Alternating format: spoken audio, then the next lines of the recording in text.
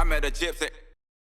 It's literally when I was in America, I was in a bad spot. That's why I was like training and partying, because I had no drive. Yeah. Because I said to the guys, I'm like, they won't let me race. I wanted to race an AMA motocross. I'm like, I'm there. I've got my speeds there. I got the skill to do it. They're like, yeah, but you're an old enduro rider. Like, I wasn't allowed. I'm like, but I've raced motocross back home. Like, I can ride a freaking motocross bike. I'm like, here's some times to the guys I'm riding with. Yeah.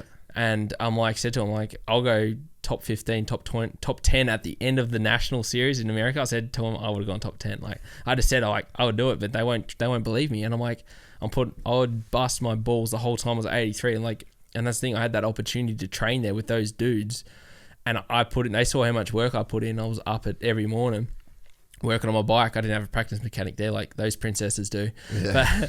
But I was up working on the bike in the morning, and or even on the track getting it ready that morning. Heaps of track work. Yeah, and then like I'd ride with the guys at 9:30, 10 o'clock whenever they were out, and ride till like 1 or 2, and then wash my bike and then go work on the track until night, and then Taco Tuesday go send it with Bogle, smashing margaritas, and then ended up at Happy Days, and it was good times. And ended up back at the house at 9, 10 o'clock, wake up and do it all again. That's so sick. It was mega. So I was just earning me beers for the weekend.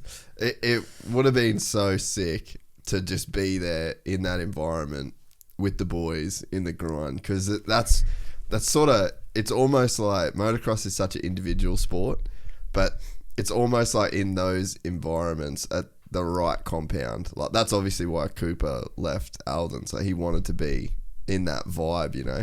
It's sort of like a footy team in a way. Like, everyone gets there, you've all got to do your work. There's a pecking order of like who's going fastest and who's doing what.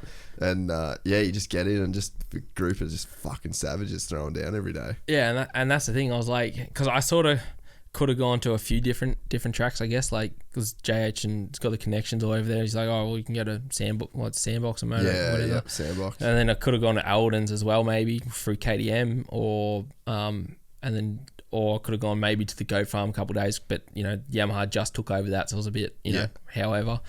And then he's like, you ended up in the right place. Yeah, and I was like, and then Truman, he's like, go down there, you have a mad time, because obviously both Jet and Hunter, I met them. I met Daz at a couple of nationals, nations when I was there, and hadn't met the boys yet or anything. And I'm like, well, I'm just like, I still just put myself back in like I'm just an enduro dude or just a kid, and it's just like you're with these bigger names and all that, and it's like you don't know what the vibes are going to be like or anything. Like, you look at Coop, and obviously you look at Coop on the TV, and he's just like a tunnel vision dude, and you get to know, like, you know, sort of all their backgrounds. You get to know Bogle, and he's a savage and mad dog, and a pretty funny dude. And then Savachi as well, like he's good to have a good time with, and then talk smack. It's just good. Like, you didn't know that the atmosphere there, and I sort of come in there, and I was just like, sort of you scope everyone out, you're like, because you're gearing up next to Coop and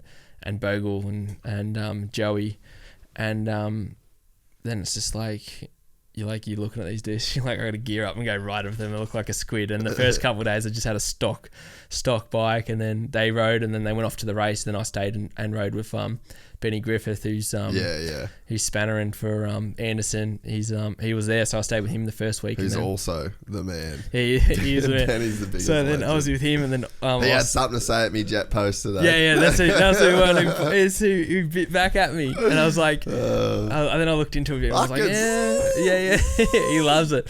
Benny has a good crack on Instagram. I like it. And then so I was with them, and we rode, like, it just started raining because Florida floods with rain, and I was just like, pisses down. You know what? I'm just gonna go ride because I'm here. I'm riding, and the boys are like, nah, Benny, I got me roll-offs out. No one runs roll-offs. And I'm like, you know what? I'm going to go do me moto. And Benny's just sitting there and he starts feeling, he goes, if anyone knows Chuckie, like, because obviously he's got the American fan, like the people that follow him as well, and then Australian, he goes, anyone knows this guy, you know what he's about to do. And I'm just walking out, and it's just torrential rain, and he's going to go do his 30-minute moto or 20-minute moto. And I'm like, yep, you bet ya.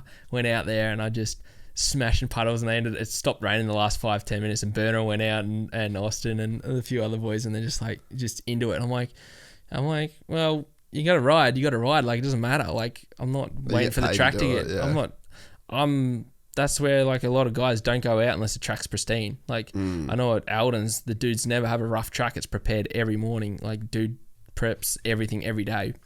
And then like at 83, that's where they like, everyone's sort of been everywhere and they know what's good.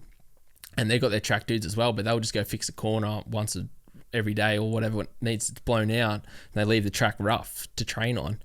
And that's the best thing. And then they got the turn track, and then now everyone's like got a turn track from one wet day on Supercross. They couldn't ride, so they just went out in the grass and made a grass track. Yeah. And all that sort of thing. And they just got a mad group, good vibes, just shit talk is the best thing. Like, yeah. Because Coop's a savage. He was bro. the first day I was out there, like, because I just come off that COVID. And I was there, I didn't want to give it to him, and then they were there, and he just come back from COVID as well or whatever, and he was like cooking himself. And he was just ripping one of the privateer, like one of the up and coming amateur kids there, and he's just like getting him off the track, like ripping as he's riding around doing his moto, like because he's blowing out lines or something. And I'm there with the mechanics, like because Berner was working with him in Austin. I'm like, he's always like that. Like I know he's aggressive, but I don't even want to go out there for my moto. And I'm sitting under the smoko tree, the Miller's tree there. And I'm like 160 heart rate. Like I was still recovering from the COVID, and I was cooked. Like I was sitting there in the humidity, 35 degrees. I'm having a heart attack, and I'm like, I went out and did like 10 minutes. I was done. The first couple of days, I could only do 10 minutes in that heat, like 2-3 10-minute motos. That was it. It's pretty gnarly. But like behind them, and I was doing like 2 minutes 18 lap time. They were like 2:04s, and I'm like, dude. I haven't rode a motocross bike for a few months, but I'm like, far out, this knocked me around. And then like I get closer and closer to him, but then I was like, all right, I just got to ride in the mud. And then we had a good, I think the first week when I got to sort of like break in with everyone, and when we went out one Friday night, and the first night I've ever blacked out ever. First night I ever blacked out. I was at Benny. We went out with Benny, and this is in Claremont, and we went out with Benny in Austin, and then went out to some, and Cody as well was Bogle's mechanic then, and then we just went out, and I don't know who else was there, and then Benny just rolled up late, and he just had tequila, and I was like, I can't do tequila, and he's like, you got to do it, you're an American now, da da da. I was like, all right, that, and from then on I was just black. I just don't remember. I woke up the next morning, it was wicked. And then the boys, because I was just running amok that whole night, and they just went to the track the next day, and the guys, this Chuckie dude, he's in. Yeah, he's one of the boys now. So I was like, all right. And then just started from there. It was wicked. Everyone was just running amok and having fun. And whenever I was there, like I'm just amped up on energy. Like I'm just smashing it. Yeah, you're kidding a candy store. Yeah. And like all day, like I don't stop. They're like, dude, do you ever stop? I'm like, no. We're going. Like just keep riding, doing something. And well, I didn't have a home to go to anything, so they got to go back to like their missus or family if they had. And I was just like, just chilling at the shack there, or going back with Austin, just driving in to work with him every day when he had to work on Coop stuff. So that was good. If you enjoyed this content, please like and subscribe. And to listen to the full 3-hour podcast, search Gypsy Tales in your favorite podcast platform or click the link in the description below. Gypsy Gang.